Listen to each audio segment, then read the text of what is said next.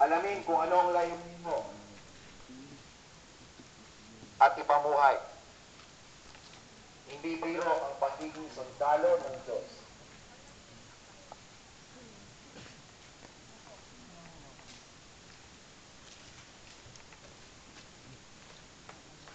Mga sundalo ng Diyos, pag nakarinig kayo ng sirena, pwede nyo natanggalin ang inyong mga blindfold.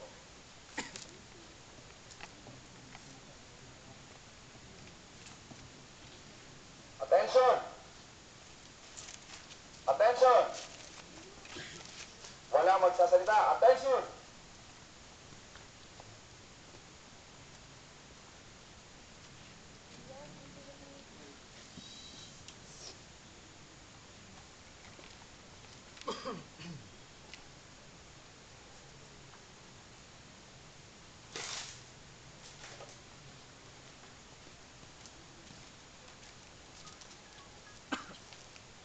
Paglalakbay, babalik sa panahon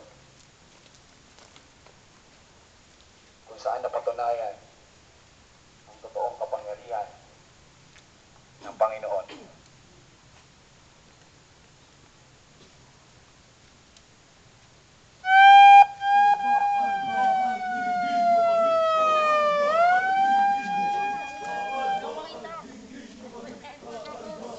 Pwede matanggalin? Tanggalin nyo na lang.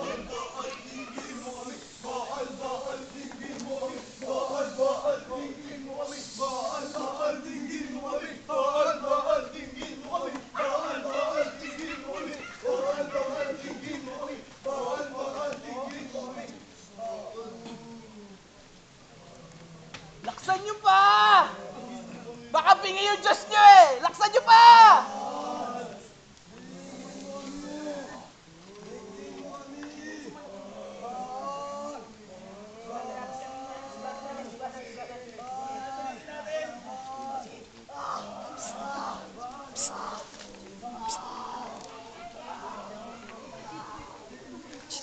Diyan kayong tatlo, diyan lang kayong tatlo. Diyan lang kayong tatlo, tabi-tabi tayo.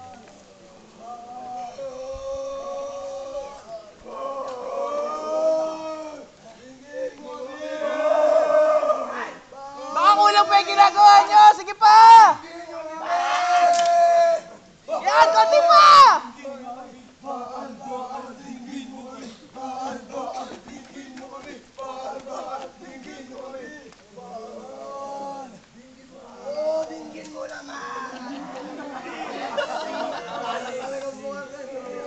Kulang pa yan! Sige pa!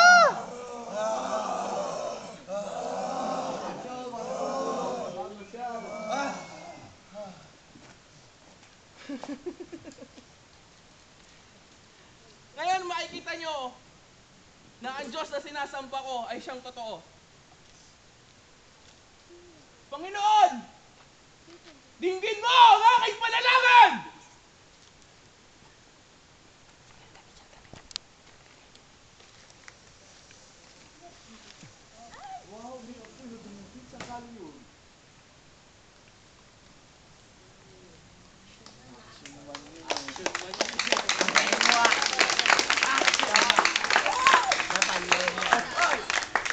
Armies of God, what is your profession? What is your profession? What is your profession?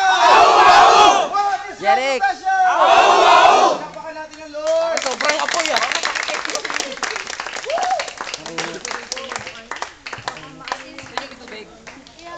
Nakuha nyo ng konting ano, tubig. Man, baba! Sobrang apoy, friend. Abot ang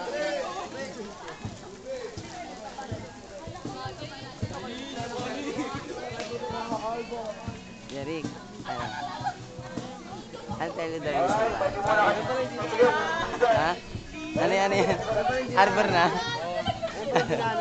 Jeric! Psst. Say hi. Okay, okay.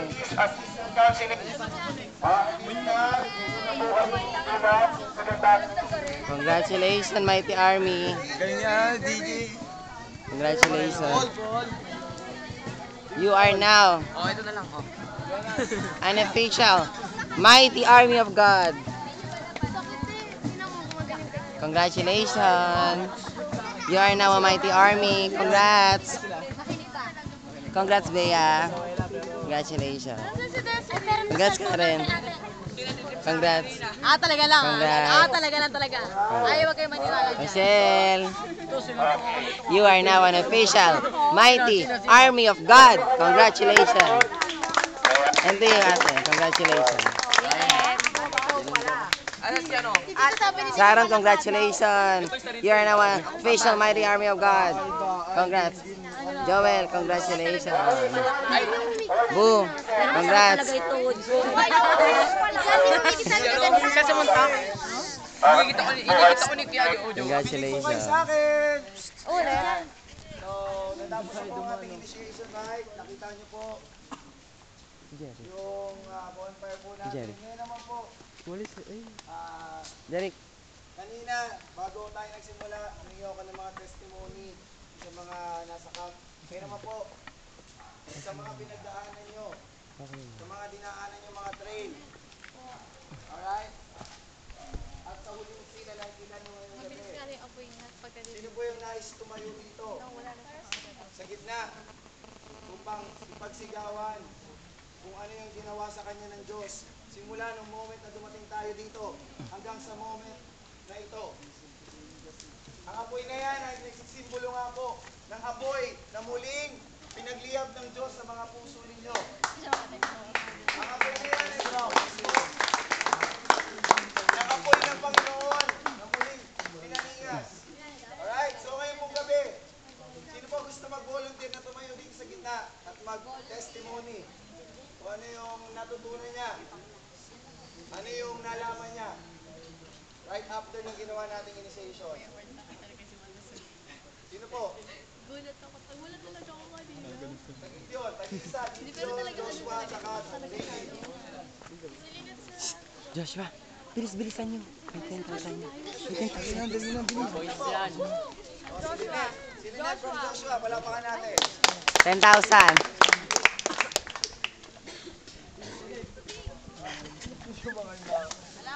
Ano yung natutunan mo, Lynette, pagkatapos nating mag-initiation at sa nakikita mo ngayon, patapos na yung ating rite ngayong gabi?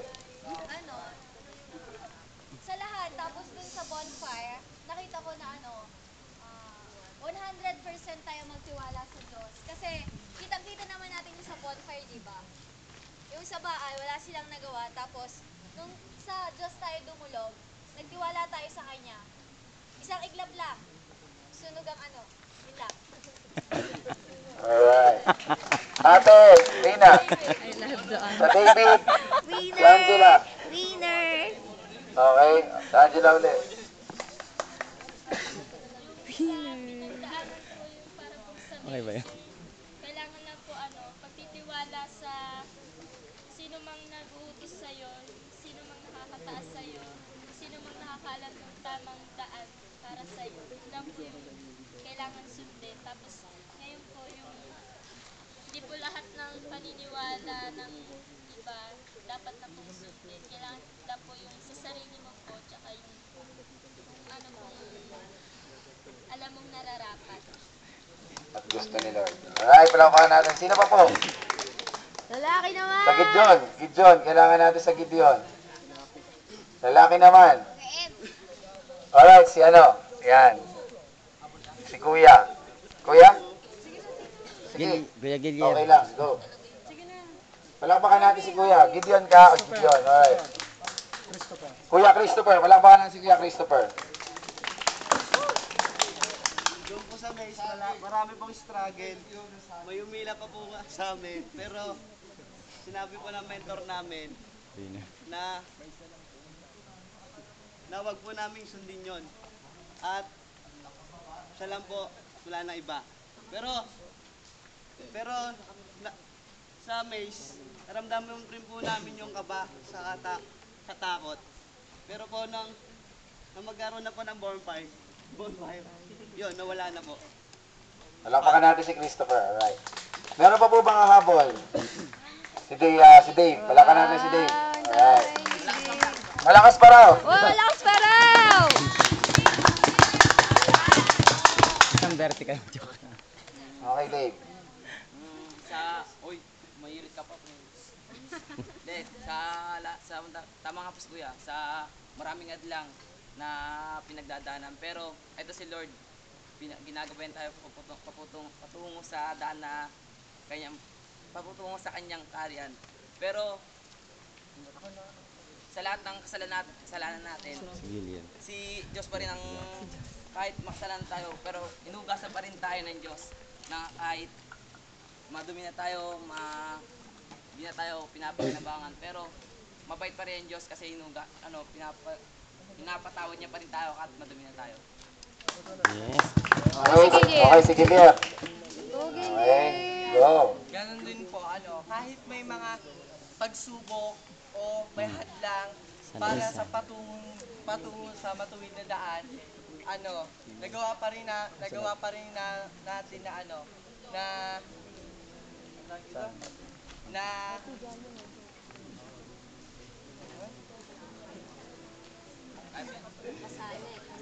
Go, Guillermo. nagawa pa rin po natin labanan. May kasabihan nga tayo, may dalawang landas tayong mamamayan na sa atin ang pagpili ng tatahakang daan. Dito nga po sa bonfire,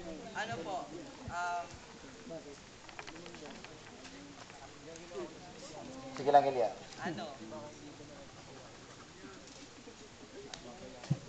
Nalampakan natin si Lia para Meron pa po ba ako? Okay. Si Kuya Mark. Palakpakan natin si Mark.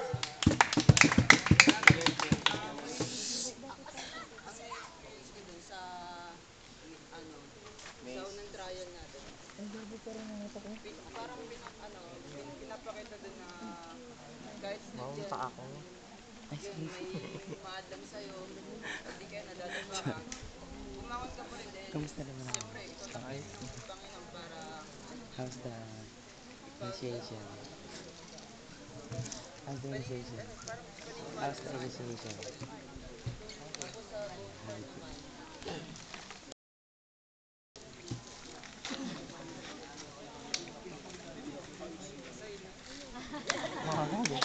Okay.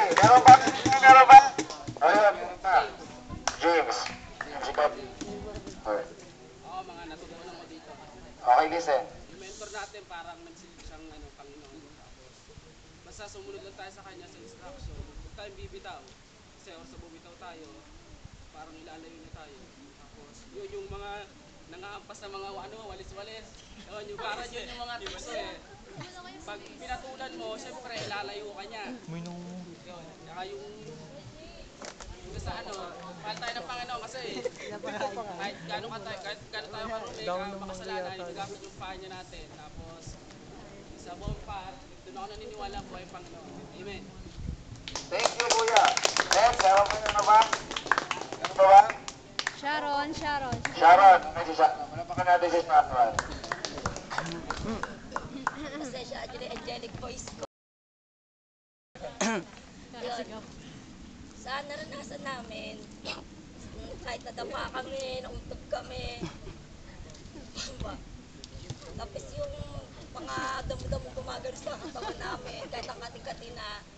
Siyempre yung unang pagtitiwala kay Lord, tapos pangalawa lang doon sa naririnig namin boses sa counselor namin. Tapos kahit madaming boses yung nagsasabi, sumama ka sa amin,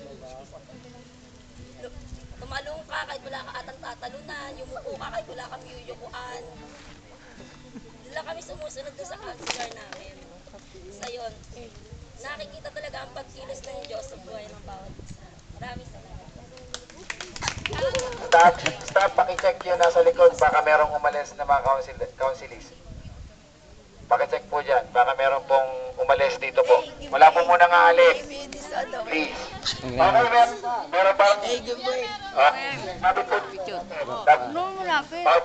Si Kuya. Si Jeric. Palakpakan natin siyo. Congrats.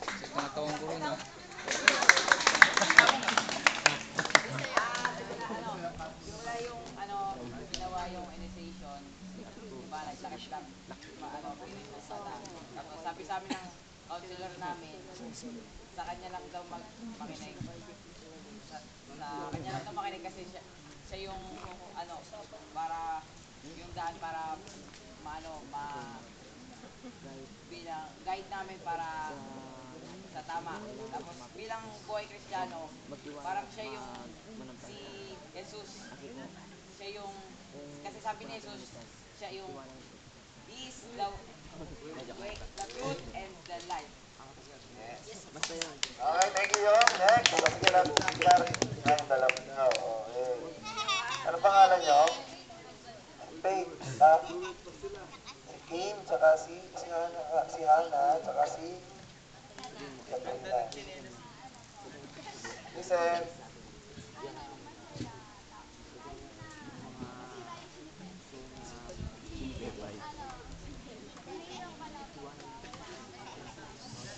Okay, makinig po. Medyo mahina yung boss ni Katrina.